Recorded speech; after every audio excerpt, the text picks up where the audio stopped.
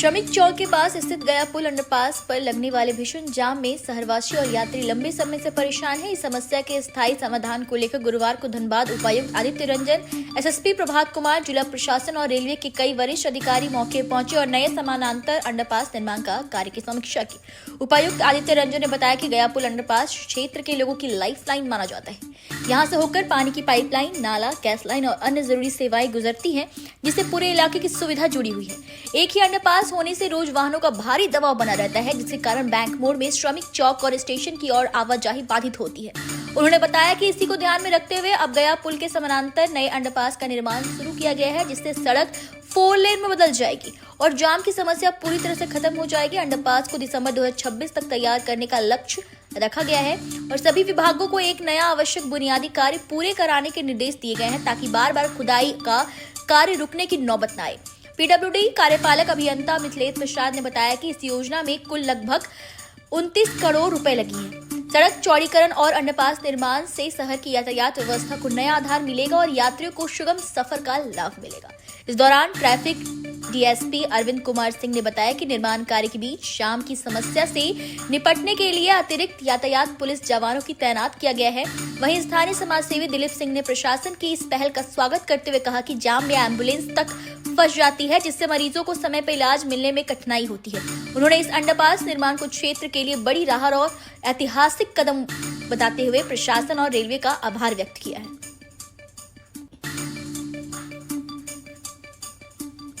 और ये डीएमएफटी से बोलता था, पर राज्य सरकार के कैबिनेट से हुआ है। इसके लिए हमारे राज्य के माननीय मुख्यमंत्री जी, राज्य सरकार का इसमें बहुत योगदान है, स्थानीय जनप्रतिनिधि का भी सहयोग है।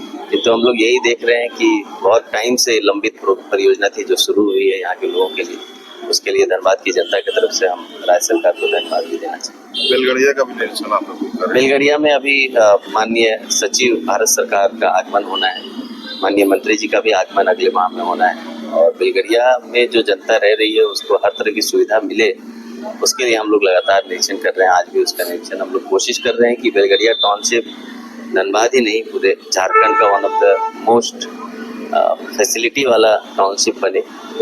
वहाँ धनबाद की सबसे अच्छी स्वास्थ्य, शिक्षा, लाइट, पानी, बिजली ये सब वहाँ मिले, इसके लिए हम लोग प्रयास। एक चीज और था सर, ठंड को देखते हुए सरकार स्तर से, जिला प्रशासन का स्तर जो कंबल वितरण होना है उसकी क्या तैयारी है? देखिए, कंबल वितरण अभी धनबाद को भी मिला है 70-80 हज़ार के आसपास जो डिस्ट्रीब्यूट होना है और पूरे राज्य में सबसे पहले टेंडर धनबाद ने ही निकाला है।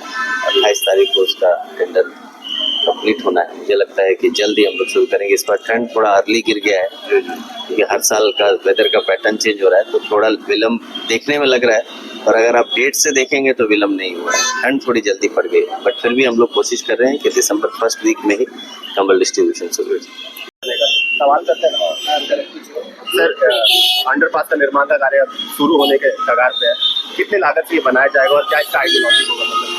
अंडरपास का निर्माण का चालू है और ये टारगेट डेट हमारा 31 दिसंबर 2026 तक का है और काम चालू लगभग है, लेकिन रेलवे की तरफ से कुछ रहेंगे, उसकी बैटिंग होनी है, वो प्रक्रियाधीन है। वो आ जाने के बाद मेन कंस्ट्रक्शन काम चालू हो जाएगा। बजट कितना है?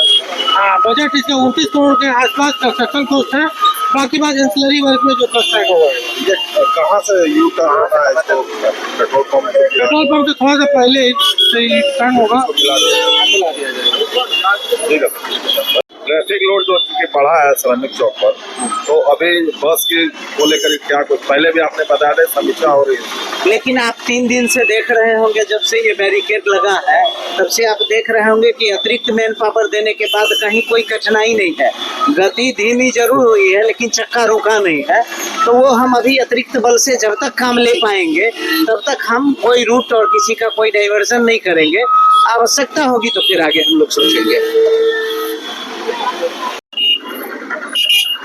बताइए, ये सरकार प्रशासन के स्तर से जो ये पहल शुरू हुआ है कि एक लंबे समय के बाद जो है अब नए अंडरपास को धरातल पर उतारा गया है, काम भी शुरू हो चुका है, तो कितना फायदा होगा धनबाद की जनता को? धनबाद में लंबे वर्ष से गया पुल जाम के कारण आम जन को काफी परेशानी होती थी। खास करके जब भी मैं इस क्षेत्र से गुजरता था, एम्बुलेंस जाम में फंस जाती थी और जिस कारण से काफी दुर्घटना घटती थी, जो कि अंडरपास होने से हमारे यहाँ पर धनबाद की आगमन सुचारू रूप से रहेगी और जिस कारण से हम लोग धनबाद के विकास में लंबे समय से इसमें बहुत सारे सामाजिक स्तर से लोग और हमारे जिला प्रशासन, प्रेस, मीडिया सभी का योगदान रहा, जिस कारण से आज हम लोग इस अंडरपास बनने पर आया है।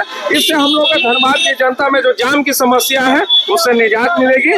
मैं धन्यवाद देता हूँ डीसी साहब को और जिला प्रशासन के पूरे टीम को कि इस कार्य को जल्द से कराने का कष्ट करें। तो ऐसे ही तमाम अपडेट्स के लिए हमारे चैनल को फॉलो करें, राष्ट्र न्यूज़ 24 लाइव। आपके साथ संदीपा चौधरी।